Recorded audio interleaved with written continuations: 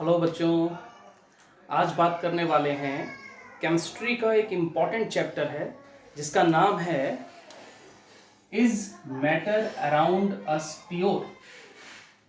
क्या हमारे आसपास का जो मैटर है वो प्योर है ना।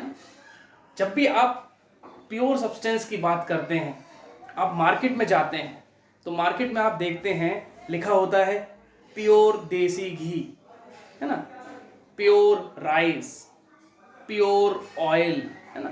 ये प्योर वर्ड बहुत ज़्यादा यूज होता है, लेकिन क्या वो सारी चीज़ें प्योर हैं? अगर साइंस के नज़रिए से देखा जाए तो वो सारी चीज़ें प्योर नहीं हैं। साइंस प्योर के बारे में क्या कहता है? साइंस जो है वो प्योर को कुछ अलग तरीके से डिफाइन करता है। प्योर सब्सटेंस को वो कुछ अलग ही तरह से डिफाइन करता है। प्योर सब्सटेंस क्या होता है?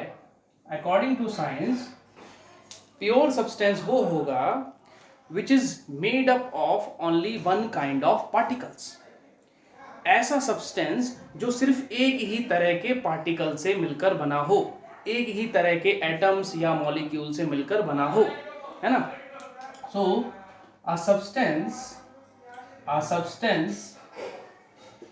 आप लोग मेरे साथ भी नोट कर सकते हैं, साथ ही साथ लिख भी सकते हैं। ये आपके क्लास के नोट्स भी हो जाएंगे, आपको स्कूल में भी हेल्प करेंगे, आपको ट्यूशंस में हेल्प करेंगे। Okay, so a substance which is made up of only one kind of particles, है ना। ये बात आपको समझ में आई होगी कि वो सब्सटेंस जो सिर्फ a substance which is made up of only one kind of particles, मतलब ऐसा सब्सटेंस जो सिर्फ और सिर्फ एक ही प्रकार के पार्टिकल से मिलकर बनता है। only one kind of particles, यहाँ पर फोकस दीजिए। one kind of particles, है ना। one kind of particles का मतलब क्या है? जरा एग्जांपल लेते हैं। प्योर सब्सटेंस के एग्जांपल्स होते हैं, मैं आपको बता दूं। All elements and compounds are pure.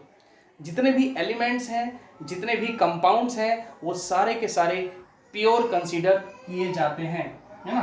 तो यहाँ पे लिख सकते हैं all elements and compounds are pure. All elements and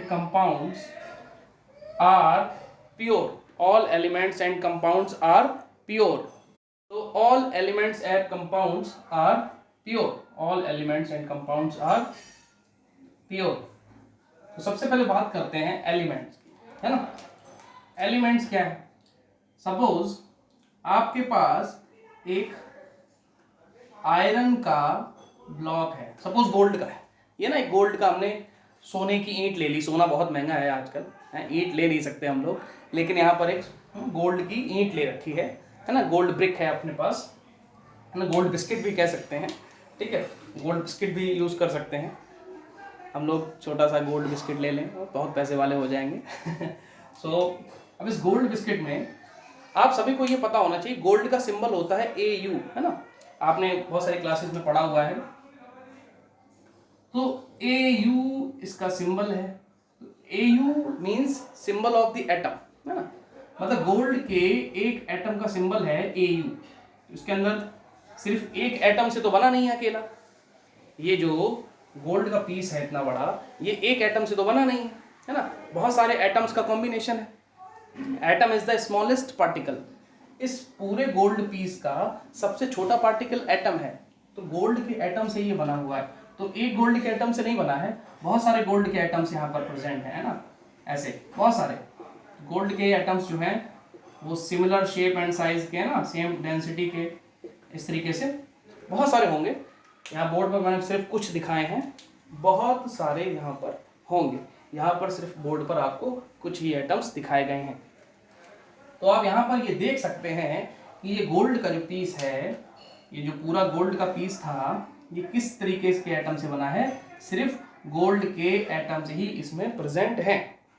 और जब भी कोई चीज़ सिर्फ एक ही तरह के पार्टिकल से मिलकर बनती है, एक मैं आपको बात और बता देता हूँ, जो मैं पार्टिकल वर्ड यूज कर रहा हूँ, पार्टिकल वर्ड बहुत ही अच्छा वर्ड माना जाता है।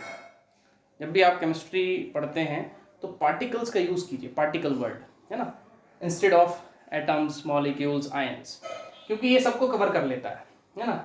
अगर हम पार्टिकल लिखते हैं तो पार्टिकल में एटम्स भी आते हैं, पार्टिकल्स में आयंस भी आते हैं, और पार्टिकल्स में मॉलिक्यूल्स भी आते हैं। ये बात आपको पता होनी चाहिए, ठीक है। तो यहाँ पर जो गोल्ड है वो सिर्फ गोल्ड के एटम से मिलकर बना है, इसलिए गोल्ड को हम क्या कंसीडर कर रहे हैं, प्योर, है ना। तो गोल्ड एक एलिमेंट है ना, गोल्ड एलिमेंट है तो गोल्ड को हम क्या कंसीडर कर रहे हैं, प्योर। सिमिलरली आप दूसरा एक और ब्लॉक ले लीजिए, ये तो सस्ता है, आयरन ब्लॉक ले लिया हमने यहाँ पर, है ना, iron. The symbol of iron is Fe, है ना। आयरन का जो सिंबल होता है वो होता है Fe।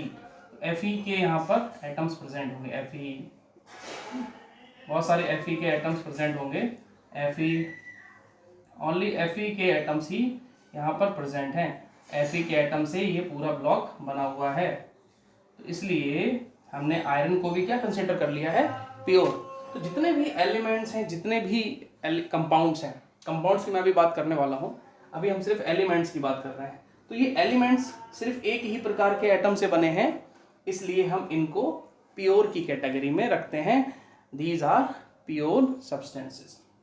Are you clear? सभी को समझ में आया होगा, ठीक है। तो इसको आप नोट कर लीजिए, बना लीजिए। अब बात करते हैं कंपाउंड। बच्चे सबसे ज़्यादा कंफ्यूज कंपाउंड में ही होते हैं, वो कंफ्यूज हो जाते हैं कंपाउंड में, कंपाउंड को देखते ही कंफ्यूज हो जाते हैं। बोले सर अरे इसमें तो सर एक से ज़्यादा तरह के एलिमेंट्स प्रेजेंट हैं, तो ये फिर प्योर कैसे हो गया? चलिए मैं बताता हूँ आपको। ये आपने नोट कर लिया हो तो मैं इसको रफ कर देता हूँ, ठीक है।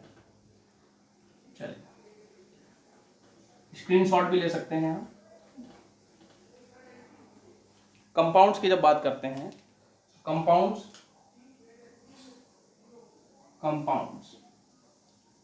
अभी मैं एलिमेंट और कंपाउंड की प्रॉपर डेफिनेशंस बताऊंगा, दोनों में प्रॉपर डिफरेंस भी बताऊंगा।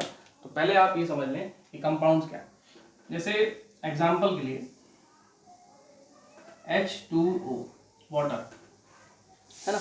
वाटर जो है इसमें हाइड्रोजन और ऑक्सीजन दोनों ही एलिमेंट्स प्रेजेंट हैं, but these elements are combined together in fixed proportion by mass, है ना। एक फिक्स्ड कंपोजिशन है यहाँ पर हाइड्रोजन और ऑक्सीजन का, है ना, कि हाइड्रोजन के 2 एटम, ऑक्सीजन का 1 एटम आपस में कंबाइन होकर वाटर बना रहे हैं। और यहाँ पर ये केमिकल कंपोजिशन है ना। वाटर में जब हम देखते हैं, अगर आपके पास एक बकेट वाटर है, मान लीजिए बहुत सारा वाटर है हमारे पास, इस कंटेनर में पानी ही पानी है, तो पानी ही पानी है, पानी इस तरह से ब्लू ब्लू दिखा रहा हूँ मैं, आप सभी ने पढ़ा होगा आज ब्लू है, पानी पानी पानी, लेकिन वाटर इज कलरलेस, है ना। वाटर का कलर नहीं होता, ये सिर्फ सॉन्ग्स में आता है। तो यहाँ पर वाटर के अंदर वाटर का फॉर्मूला तो होता है H2O, तो यहाँ पर वाटर के मॉलिक्यूल्स होंगे H2O, है ना, H2O, H2O, इस तरह से only water molecules are present in water. जो आपका प्योर वाटर होगा, जिसमें किसी भी तरह के सॉल्ट्स प्रेजेंट नहीं होंगे, किसी भी तरह की इम्प्योरिटी नहीं होगी, there only water molecules are present. अब पूरा का पूरा वाटर जो है सिर्फ H2O से ही बना है, देखिए H2O H2O H2O। इस H2O को आप एक पार्टिकल कंसीडर करें तो आप क्या कहेंगे कि पूरा वाटर जो है सेम टाइप के पार्टिकल से मिलकर बना है, ठीक है, कहेंगे ना। तो हुआ ना प्योर, ये पूरा क्या हुआ, प्योर हुआ। अच्छा, और इसको आप वाटर को अगर आप अलग करना चाहें, कि आप सोच रहे हैं कि इसको एटॉमिक फॉर्म में अलग कर दें, हाइड्रोजन बना लें या ऑक्सीजन बना लें, आप मॉलिक्यूल के फॉर्म में तो तोड़ सकते हैं, हाइड्रोजन गैस और ऑक्सीजन गैस के फॉर्म में, लेकिन आप इससे एलिमेंटल फॉर्म में नहीं ला पाएंगे आसानी से, ठीक है। बहुत मुश्किल है लाना, और या कहें नामुमकिन टाइप का है, ठीक है। तो यहाँ पर इसी तरीके से, जैसे मान लीजिए बहुत सारी इसमें भरी हुई है कार्बन डाइऑक्साइड, है ना, CO2। इस कंटेनर में हमने यहाँ पर बंद कर दिया इसको ऊपर से, है ना। इस कंटेनर में हमने डाल रखी है CO2। ये कंटेनर आपका था पानी का H2O का, ये है कंटेनर आपका CO2 का, है ना, कार्बन डाइऑक्साइड। अब इसमें कार्बन डाइऑक्साइड मतलब सिर्फ कार्बन डाइऑक्साइड के ही पार्टिकल हैं, CO2 पूरी CO2 से भरी हुई है। ओके, सब पूरा CO2। Only one type of particles are present here, so CO2 is also a compound and it is pure। तो जितने भी कंपाउंड्स हैं उनको हम प्योर कंसीडर करते हैं, लेकिन अगर इन दोनों को आपस में मिक्स कर दें आप, मतलब इसको इसके साथ मिला दें, ये भी प्योर ये भी प्योर, और दोनों प्योर जब मिल जाएंगे तो बन जाएगा इम्प्योर। फिर जो नया सब्सटेंस बनकर आएगा वो आपका बनेगा इम्प्योर।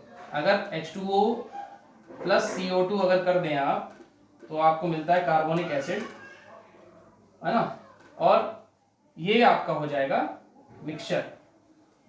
बात समझ रहे हैं? मतलब दो प्योर कंपाउंड्स को मिलाने पर आपको इम्प्योर सब्सटेंस मिलता है, क्योंकि अब उसमें एक तरह के पार्टिकल्स प्रेजेंट नहीं होंगे। अगर आप इन दोनों को मिला देते हैं तो जो आपको सब्सटेंस मिलेगा उसमें वाटर के पार्टिकल्स भी होंगे और कार्बन डाइऑक्साइड के पार्टिकल्स भी होंगे। तो आप यहाँ ये समझ गए होंगे कि प्योर सब्सटेंस क्या होते हैं, एलिमेंट्स को प्योर क्यों कहते हैं और कंपाउंड्स को प्योर कंसीडर क्यों किया जाता है। क्लियर है?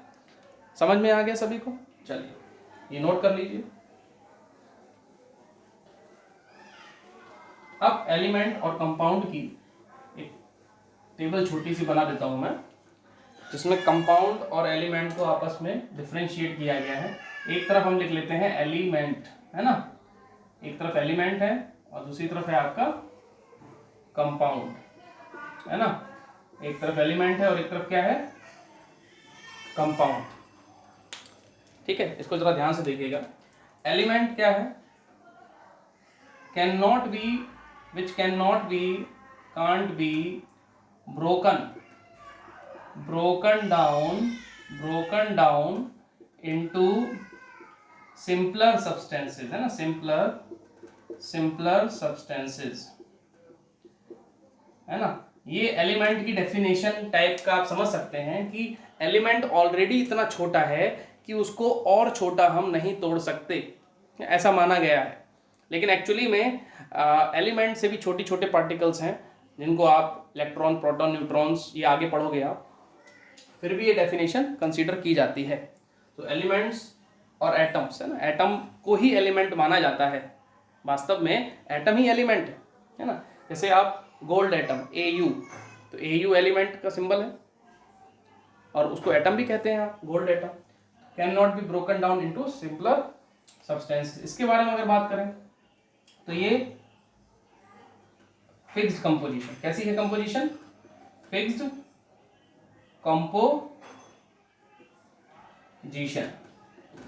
हम इसकी बात कर रहे हैं कंपाउंड की, तो कंपाउंड में क्या होता है, एक फिक्स्ड कंपोजिशन होता है, एक फिक्स्ड कंपोजिशन होता है। मतलब यहां पर भी हम बोल सकते हैं cantt be broken down into elements by chemical method। मतलब अगर आपके पास एग्जाम्पल पहले लिख लेते हैं यहाँ पर, जैसे वाटर है, वाटर को आप ब्रेक करेंगे तो आप इसको O में और H में तोड़ नहीं पाएंगे। अगर आप इसको ब्रेक भी करते हैं किसी केमिकल मेथड से तो ये H2 + O2 में जाएगा, ठीक है, O में और H में नहीं तोड़ पाएंगे, ये कह रहा है। फिक्स्ड कंपोजिशन होता है। इसमें एग्जाम्पल बहुत सारे हैं ना, ग्लूकोज भी लिख सकते हैं। ग्लूकोज का फॉर्मूला होता है C6H12O6, ये फॉर्मूला भी है आपका। बहुत सारे कंपाउंड्स हैं, कॉपर सल्फेट, आयरन सल्फेट, है ना, बहुत सारे कंपाउंड्स हैं। नेचर में कंपाउंड्स की कमी नहीं है, बात समझ रहे हैं, बहुत सारे कंपाउंड्स हैं, क्योंकि एलिमेंटल फॉर्म में चीज़ें कम मिलती हैं, कंपाउंड फॉर्म में मिलेंगी आपको हमेशा। अच्छा, यहाँ पर एग्जाम्पल देखते हैं। एग्जाम्पल क्या हो सकते हैं, जैसे गोल्ड, आयरन, जिसके एग्जांपल मैं पहले दे देता हूँ, सिल्वर, है ना, कॉपर, ये सब क्या है, these are examples of elements. Gold, iron, silver, copper, ये सब एग्जांपल्स हैं किसके, ये एग्जांपल्स हैं आपके एलिमेंट्स के। तो यहाँ पर आपने एलिमेंट और कंपाउंड को डिफरेंशिएट भी कर लिया, है ना, समझ भी गए इनके बारे में। ठीक है, इसको एक बार स्क्रीनशॉट ले लीजिए या नोट कर लीजिए। ठीक है,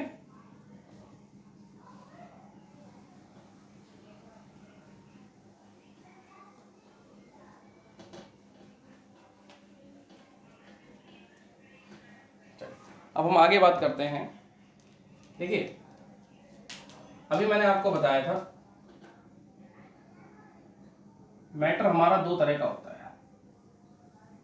मैटर जो है ये आपका दो तरह का होता है। कुछ बच्चों को ये नहीं पता होगा मैटर क्या होता है। मैटर मतलब आपके आसपास की जितनी भी चीज़ें हैं वो सारी मैटर है, वो चाहे सॉलिड फॉर्म में हो, लिक्विड फॉर्म में हो, गैसियस फॉर्म में हो, किसी भी फॉर्म में हो। Everything around us is matter, anything that occupies space and has mass. हर वो चीज़ या कोई भी चीज़ जो जगह घेरती है और जिसमें मास होता है उसको हम क्या कंसिडर करते हैं, मैटर। मैटर होते हैं बेटा आपके दो तरह के। एक तो होते हैं प्योर सब्सटेंस। कैसे होते हैं, pure substance. And second is impure, है ना, इम्प्योर सब्सटेंस। अभी हम लोगों ने बात की थी प्योर सब्सटेंस की। प्योर सब्सटेंस में दो चीजें आती हैं। फर्स्ट आता है element and second is compound.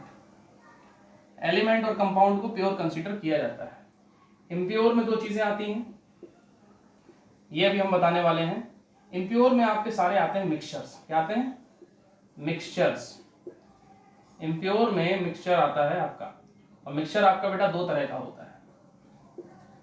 It is of two types. First is homogeneous mixture, homogeneous mixture, है ना, होमोजीनियस मिक्सचर। और second is heterogeneous, heterogeneous mixture. ठीक है, तो आपको क्लियर हुआ है यहाँ पर कि मैटर जो है वो यहाँ पर कैटेगराइज कर दिया गया प्योर सब्सटेंस में और इम्प्योर सब्सटेंस में। प्योर सब्सटेंस में दो चीजें आती हैं, आपके एलिमेंट्स आते हैं और कंपाउंड्स आते हैं। ये वाला जो पोर्शन है ये हम कंप्लीट कर चुके हैं। Now will talk about this portion. Impure substance की जब बात करते हैं तो इम्प्योर सब्सटेंसेस क्या होते हैं, वो सब्सटेंस जो एक से ज्यादा प्रकार के पार्टिकल से मिलकर बनते हैं। जब हम एलिमेंट और कंपाउंड की बात कर रहे थे वहां पर मैंने दो कंपाउंड्स को आपस में मिक्स किया था, then we get a mixture, है ना। कंपाउंड को मिलाने पर हमें क्या मिला था, मिक्सचर मिल गया था, मिला था ना। ठीक है, अच्छा, तो इम्प्योर सब्सटेंस के बारे में अगर बात करते हैं तो इम्प्योर सब्सटेंसेस क्या होते हैं, जो सिर्फ एक ही प्रकार के पार्टिकल से मिलकर बने हों। Means only one kind, sorry, जो मिक्सचर्स वो होते हैं, इम्प्योर सब्सटेंस वो होते हैं जो एक से ज्यादा प्रकार के पार्टिकल से मिलकर बनते हैं। ठीक है, तो इम्प्योर सब्सटेंस क्या होंगे, made up of more than one kind of particles, है ना, बात समझ रहे हैं। जो एक से ज्यादा प्रकार के पार्टिकल से मिलकर बनते हैं उनको हम क्या, किस कैटेगरी में रखते हैं, इम्प्योर सब्सटेंस की कैटेगरी में रखते हैं। क्लियर है ना। तो मिक्सचर्स आते हैं इम्प्योर सब्सटेंस में। जब आप दो कंपाउंड्स को आपस में मिलाएंगे तो आपको जो सब्सटेंस मिलेंगे वो होंगे मिक्सचर्स।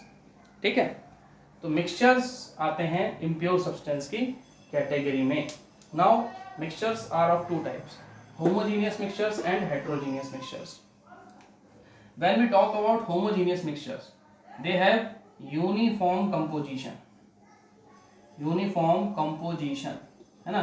यूनिफॉर्म का यहाँ पर मतलब आप समझ लीजिए एक समान, है ना। यूनिफॉर्म मतलब होता है एक समान संरचना, एक समान कंपोजिशन।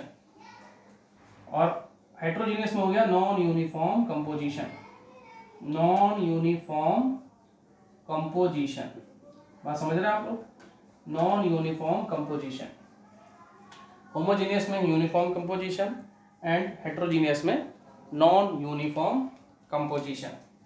एग्जाम्पल के लिए बात करते हैं, शुगर प्लस वाटर, चीनी और पानी का मिक्सचर, ओके, या we can say salt plus water, नमक और पानी का मिक्सचर, ओके।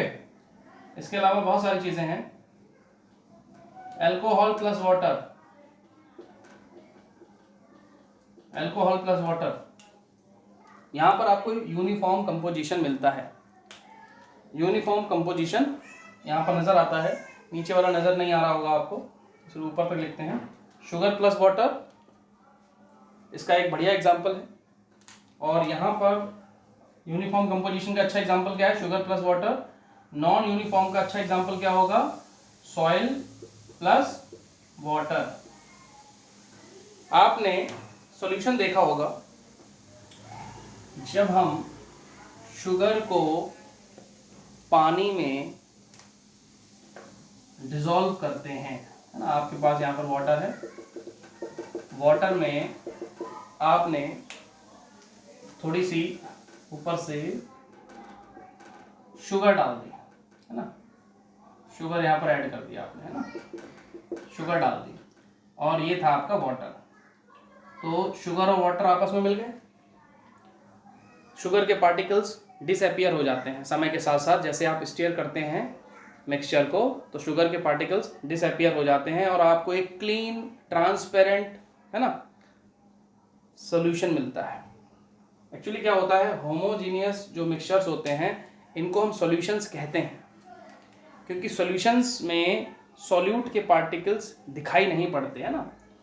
इसी तरीके से जब आप चीनी को पानी में डालते हो, स्टीयर करते हो, तो चीनी के पार्टिकल्स गायब हो जाते हैं। नमक को पानी में डालते हो, स्टीयर करते हो, नमक के पार्टिकल्स गायब हो जाते हैं। तो ये आपका सब किस में आता है? सॉल्यूशंस बोले जाते हैं। इनको हम सॉल्यूशंस की कैटेगरी में रखते हैं, याद रखें आप, इनको सॉल्यूशंस की कैटेगरी में रखते हैं। तो इसलिए शुगर सॉल्यूशन मैं कह सकता हूँ यहाँ पर। जब वाटर में आप शुगर डालोगे तो हम क्या बोलेंगे? Sugar solution. सॉल्यूशन के बारे में भी जानेंगे, सॉल्यूशन के बारे में पढ़ेंगे हम लोग। पहले यहाँ पर देख लेते हैं, होमोजीनियस मींस यूनिफॉर्म कंपोजिशन। अब इसमें से आप टेस्ट कीजिए पानी को, जो आपने शुगर सॉल्यूशन तैयार किया है। कहीं से भी आप पानी लीजिए तो आपको टेस्ट एक जैसा लगेगा। ऐसा नहीं है कि कहीं पर ज़्यादा मीठा लगेगा या कहीं पर कम मीठा लगेगा, टेस्ट आपको एक जैसा आएगा, ठीक है। तो ये आपके हो गया होमोजीनियस, है ना, एक समान यूनिफॉर्म कंपोजिशन। वहीं आप बात करें सॉइल प्लस वाटर की। अब आपने ये पानी है ना, और वाटर में आपने सॉइल डाल दी।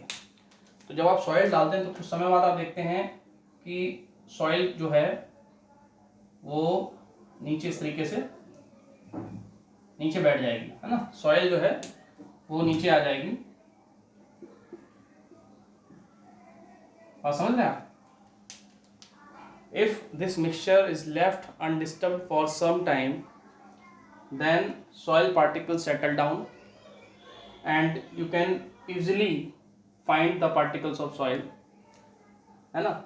तो सॉइल पार्टिकल्स नीचे बैठ जाते हैं, आपने देखा होगा। अगर मिक्सचर को थोड़ी देर के लिए छोड़ दो तो सॉइल के पार्टिकल्स नीचे आ जाते हैं और ऊपर आपको गंदा सा एक पानी नजर आता है। तो यहाँ पर कंपोजिशन यूनिफॉर्म नहीं थी, है ना, ऊपर पानी है नीचे सॉइल है। यहाँ पर चीनी और पानी सब एक साथ है ना, तो यूनिफॉर्म कंपोजिशन थी। और यहाँ पर नॉन यूनिफॉर्म कंपोजिशन थी।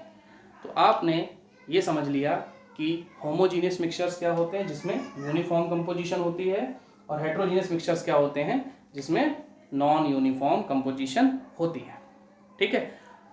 नेक्स्ट वीडियो जब हम बनाएंगे तो उसमें बात करेंगे सॉल्यूशंस की, है ना, और हेट्रोजीनियस मिक्सचर्स के बारे में, ठीक है। Thank you. एंड अगर आपको ये वीडियो अच्छा लगा हो तो प्लीज़ सब्सक्राइब द चैनल, है ना, और बेल आइकन को प्रेस कर दें ताकि जो नेक्स्ट वीडियो मैं बनाऊं वो आप तक तुरंत पहुंच जाए, उसका लिंक आपको तुरंत मिल जाए। Okay, thank you.